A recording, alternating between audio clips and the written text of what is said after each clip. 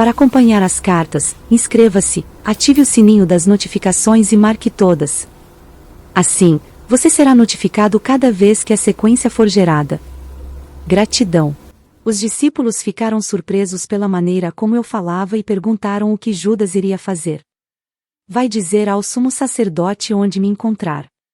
Vão crucificar-me, exatamente como eu falei para vocês. Observei, com certo cinismo doloroso, as expressões de seus rostos, dúvida, sobressalto, terror. Logo, brotou uma torrente de perguntas ressentidas. O que iria acontecer a eles? Eles tinham deixado suas casas e famílias por mim. Se eu fosse crucificado como um delinquente comum, eles perderiam uma vida de liberdade e segurança. Eu então disse que iriam me abandonar.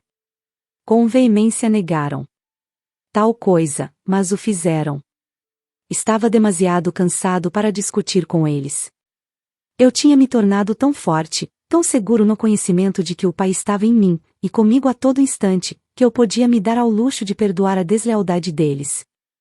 E ao final de tudo isso, seria liberado de meu corpo e poderia ascender aos reinos de luz, que eu tinha frequentemente sentido, mas nunca visto em plenitude com a visão terrena. Era um pensamento que me trazia profundo consolo e uma feliz sensação de expectativa. Então sorri para eles e disse: é bom que tenham feito o que pedi, em lembrança de mim e de minha morte, que está por vir. Continuem partindo o pão e bebendo o vinho juntos, recordando que exemplo os amarei e que ficarei com vocês em espírito, até que se reúnam comigo aonde vou. Não tenham medo, vocês serão guiados, serão inspirados, serão fortalecidos e falarei claramente com vocês. A minha única advertência é esta: no futuro, muito do que tenho ensinado a vocês será esquecido. Muito do que disse será descartado pelo pensamento humano, ou distorcido pelos mitos humanos. Logo houve pânico e um clamor. Como será isso? Sorri e levantei as mãos, falo do que acontecerá em um futuro distante. Enquanto isso, sejam fiéis a tudo o que ensinei e não duvidem de nada do que eu disse. Chegou então a hora de ir ao Monte das Oliveiras, o lugar onde os soldados do sumo sacerdote iriam me buscar. Meus discípulos queriam ainda me fazer perguntas, porém eu tinha chegado ao fim do meu discurso para os homens. Eu apenas desejava preparar-me, em total silêncio, para minha renovação. Entrando em espírito em um estado de segura e consistente sintonia e comunicação com o Pai. Caminhamos para o jardim e me retirei para minha rocha preferida. Sentei-me protegido do vento e envolvi-me na túnica. Fechei os olhos e pouco a pouco senti que entrava em uma grande serenidade de espírito e um poderoso silêncio. Logo, o poder em si desceu, tomando minha mente e meu coração. Preencheu-me com tal amor supremo que eu soube que estava sendo apoiado, sustentado, no amor é que poderia manter meu amor por todos, não importando o que me acontecesse. Isso era tudo o que importava no momento em que minha hora havia chegado.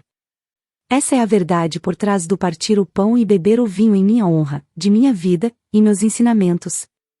E como você que está lendo esta carta sabe, tudo o que meu Pai me revelou em minha última noite na terra, se cumpriu. Como eu falava do Pai, do Filho e do Espírito Santo, a Igreja decidiu no Concílio de Nicéia que eu me referia a 3 pessoas em uma. Consequentemente, as pessoas rezam ao Pai para pedir benefícios, imploram ao Espírito Santo, para que os instrua espiritualmente e rezam ao Filho, para salvá-los de seus pecados. Você pode ver o quanto as crenças são terrestres e humanamente concebidas. Graças ao sentimentalismo e à promessa de uma viagem gratuita ao céu nos calcanhares do Salvador, as crenças tornaram-se uma estrutura religiosa humanamente concebida para consagrar o império da Igreja dentro dos impérios terrenos, Roma, Áustria, Espanha. As crenças foram o pretexto para a tortura sistemática, a morte na fogueira e a execução dos dissidentes. Elas também inspiraram as guerras entre nações. Porém, a percepção espiritual e a criatividade também surgiram de algumas dessas crenças e contribuíram muito para a existência nestes 2 milênios. Essas crenças motivaram a construção de catedrais e igrejas, monastérios e conventos, dando às pessoas um propósito estável, a habilidade de expressar seus dotes artísticos e fornecendo trabalho para os menos talentosos. Elas também permitiram a milhões de consciências acessarem os reinos mais elevados de belos pensamentos e amor. Além disso, foram o ímpeto por trás do misticismo e a iluminação das almas espirituais que chegaram a ver a realidade que estava oculta por trás das crenças. Enquanto tudo isso se passava, as crenças também criaram as condições para o desenvolvimento de hierarquias de superioridade religiosa com imensa pompa e riqueza. Estes são edifícios criados com os impulsos do ego, concebidos pelo ser humano e, portanto, totalmente falsos de um ponto de vista espiritual. A verdade em relação ao pecado. É preciso compreender que, ao longo dos séculos, as pessoas sentiram que certas facetas do comportamento humano eram prejudiciais para o bem-estar dos outros. Elas tinham testemunhado assassinatos, roubos de mulheres e de bens alheios, causas de grande dor e sofrimento para a comunidade, tornando a vida difícil, às vezes intolerável. Concluiu-se então que, com certeza, aqueles comportamentos deviam ser contrários à vontade daquele que chamavam Deus. Assim, deram àqueles comportamentos o nome de pecado e os definiram como sendo mal. Finalmente, os profetas concluíram que tal comportamento aberrante devia originar-se de uma força malévola, oposta a Deus e a chamaram de Satanás. As pessoas ameaçaram e castigaram umas às outras, na crença de que os pecados eram maus e de que seu Deus castigaria os homens pelas maldades contra os outros. Até hoje se pratica esse comportamento nas igrejas. Os líderes religiosos tentam controlar as pessoas pelo medo. O conceito de pecado. Contra Jeová, o Eterno, e infinitamente poderoso Criador, era um hábil e poderoso método de controle das pessoas. As crenças da igreja são uma trágica farsa de tudo o que tentei ensinar às pessoas na Palestina. Moisés foi o primeiro que consagrou a crença no pecado, e no castigo, na forma dos 10 mandamentos. Moisés disse que Deus deu a ele os 10 mandamentos e que, se os israelitas os desrespeitassem, teriam que sofrer o castigo, em alguns casos, isso significava a morte por apedrejamento. E ensinou que, se desrespeitassem as leis, estariam pecando contra seu Deus. A verdade exata é que Moisés foi ao monte para rezar, pedindo um meio para controlar os israelitas rebeldes. Em resposta àquela oração, recebeu por inspiração os 10 mandamentos, dados a ele para ajudá-lo em sua tarefa de dirigir os israelitas, sem perigo, em sua jornada no deserto, com o menor grau de confusão. Religiosos aceitam e creem de todo o coração em um Deus que, segundo dizem, instruiu Moisés a engajar-se em comportamentos agressivos e massacres, ao conquistar a terra prometida. Esta era uma terra bela e produtiva que foi arrancada sem piedade de um povo trabalhador, assassinado aos milhares. Isso foi considerado como a coisa certa a fazer, uma vez que Deus tinha prometido para eles uma terra bela na qual se estabeleceriam. Até hoje, os religiosos creem que, como Deus falou com Moisés, deve ter sido Deus quem decretou o derramamento de sangue. Em sua Bíblia há muitas descrições semelhantes e horrendas sobre guerra e derramamento de sangue e são consideradas permissíveis, justas e corretas, porque se acreditou que Deus ordenou a eles ir para a guerra contra os gentios. Você pode perceber na história dos judeus o desenfreado impulso do ego, no qual inclusive Deus é usado para isentá-los de toda a responsabilidade? No momento de exaltação do próprio poder, tornou-se permissível e justo ignorar os 10 mandamentos e realizar um extermínio em massa. Eles acreditavam não estar cometendo nenhum pecado, pois o massacre tinha sido ordenado por Deus. Que Deus? Você pode perceber, porque era necessário que eu nascesse na Palestina e vivesse entre os judeus, em um esforço para ajudá-los a ver que suas crenças e práticas tradicionais eram totalmente contrárias à natureza da consciência divina, que verdadeiramente havia dado a eles o ser. Através dos séculos, os homens lutam com o conceito de pecado. Muitas pessoas sinceras ficam aflitas com a maneira pela qual ofendem a Deus, e rezam pedindo seu perdão. Há muito tempo, sacrificavam um sem número de animais no Templo de Jerusalém para apaziguar a Deus, na esperança de escapar das consequências de seus pecados. Desde aquela época, inumeráveis livros foram escritos sobre o tema, expressando pesar e horror por ver o estado da alma dos homens, indicando a mudança de comportamento, pelo açoitamento com chicote, para torturar a carne e fazê-la pagar pela maldade de pensamento, palavra ou ato. Muitos desses livros foram aplaudidos pelos cristãos, em toda a Europa e guardados em arquivos de instituições religiosas. Esses livros prendem as pessoas à antiga personagem de Jesus, pregando a salvação do homem do castigo de seus pecados, por meio de minha morte na cruz. Como já expliquei, estas crenças são fisicamente impossíveis e contrárias aos fatos da criação. Nenhuma divindade superior exige o pagamento pelos pecados. Este é um conceito inteiramente humano e pagão. Qualquer tipo de derramamento de sangue, com o propósito de realizar ritos religiosos, é paganismo. O que a Igreja cristã tem apresentado aos seus seguidores é uma versão glorificada do paganismo. Quando as pessoas tornam outras infelizes de um modo ou de outro, estão criando seu próprio futuro em retorno.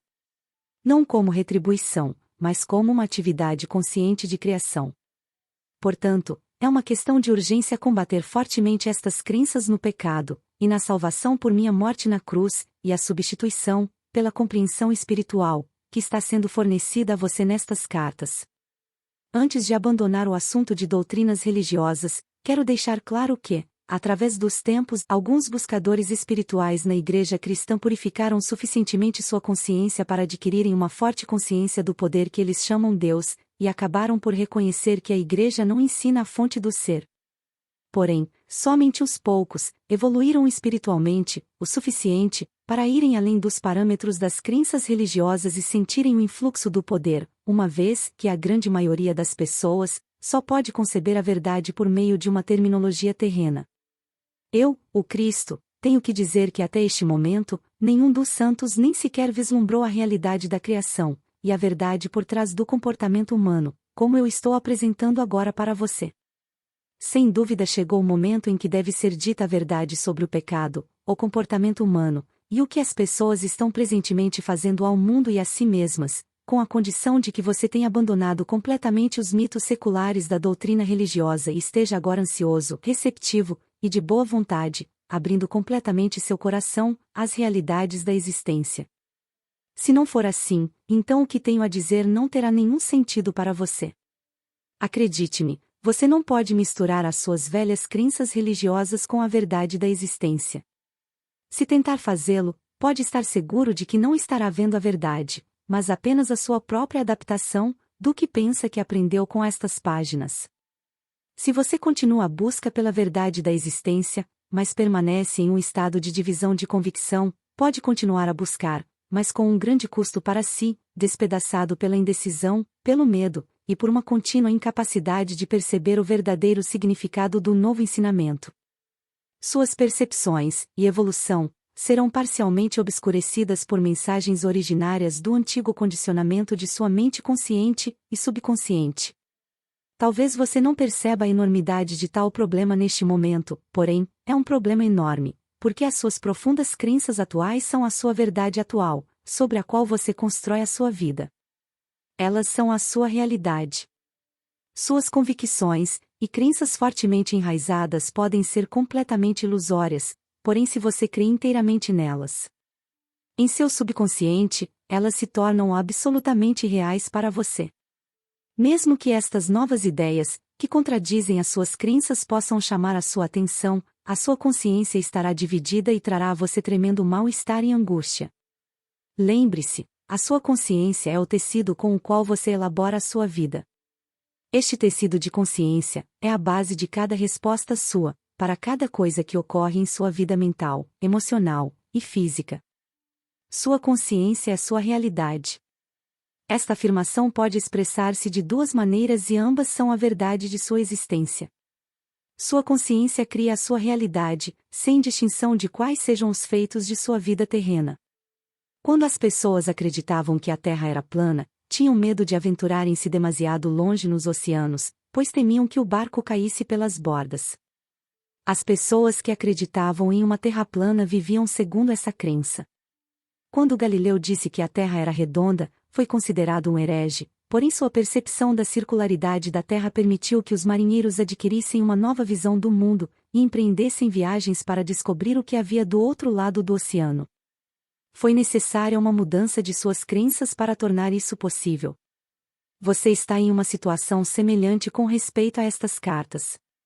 Aqueles que as desprezam e as ridicularizam são como as pessoas que acreditavam em uma terra plana e que tinham medo de cair pelas bordas, se navegassem demasiado longe de seu ambiente conhecido.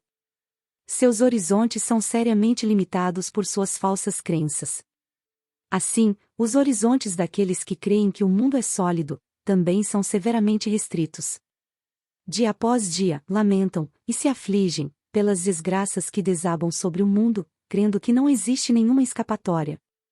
Porém, as pessoas que puderem captar e dar as boas-vindas à verdade da consciência que atualmente estou apresentando ao mundo, serão como aqueles que perceberam que poderiam viajar sem limites pelos oceanos, em todas as direções, com a condição de que tivessem a vontade de empreender tal viagem. Portanto, seu estado de consciência é o que você deve considerar como mais importante em sua vida. Não há suas relações, posses ou posição na vida.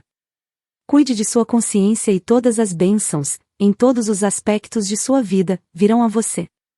Por meio de sua consciência, você se alimenta de amor, harmonia, alegria e beleza interior, até em um beco de um bairro pobre. Com tal consciência, você será removido das ruas do bairro pobre, para um ambiente mais compatível com seu estado interior. É assim que se sai de circunstâncias desagradáveis. Com base em tudo que foi dito, você deveria agora ser capaz de ver que somente você cria a qualidade de seu mundo interno, esteja em uma prisão ou no comando de um navio. E pode melhorar seu ambiente, irradiando sobre ele a força da vida que anima o seu pensamento. E mais uma vez, sua consciência é a sua realidade, não o seu marido, ou esposa, filhos, lar, jardim, posses, títulos, lugar de trabalho, ou amigos. Pois, seja qual for o lugar que as pessoas e suas posses ocuparem em sua consciência, bom ou mau, esse lugar é apenas a sua percepção pessoal sobre eles. A realidade dessas pessoas não é verdadeiramente conhecida por ninguém. Ninguém tem acesso à bondade inata oculta em um caráter aparentemente negativo. E também ninguém pode suspeitar dos impulsos e desejos ocultos de um ser humano aparentemente bom. Sua vida externa se apoia apenas em sua consciência. Ela não cria ou determina, nem pode fazê-lo, suas respostas conscientes. Você é o criador de suas respostas. Seu tipo de criação depende inteiramente de suas mais profundas percepções e crenças a propósito da existência.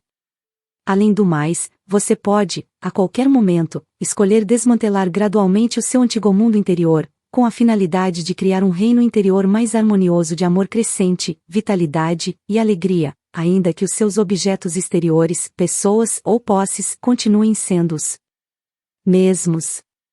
O poder espiritual do tecido de sua consciência irradiará para o exterior e será absorvido pelas pessoas, plantas, tijolos e cimento, por tudo o que o cerca nas imediações. Ocorrerão mudanças e melhorias claras em tudo o que está no seu ambiente. Este é seu destino nesta vida, ou em vidas futuras, chegar a esta plena e completa realização. Quando isto acontecer, você colocará o pé no caminho da maestria de si mesmo e então gradualmente avançará para tornar-se um verdadeiro mestre de seu mundo de consciência humana, interpenetrado e assistido pela consciência divina. Eu, o Cristo, recomendo a você esta carta. Eu o pus na plena posse de alguns dos fatos importantes da criação, que permitirão que você transcenda o ego, o guardião de sua individualidade, e volte à universalidade do ser, da qual você realmente veio. Você tem em suas mãos os meios pelos quais pode entrar no amor, alegria e realização pessoal incondicionais. Lembre-se de que eu disse a você que anseio pelo progresso do viajante espiritual. Enquanto avança pelo caminho que tracei para você, haverá momentos de confirmação de que estou de fato com você em sua jornada. Você o verá, conserve sua fé nisso. Em todo momento, eu o sustentarei no amor divino, pois sou o amor divino em ação. Acredite nisso, e encontre descanso em minha consciência que o envolve. Amados, chegamos ao fim da carta 6 de Cristo.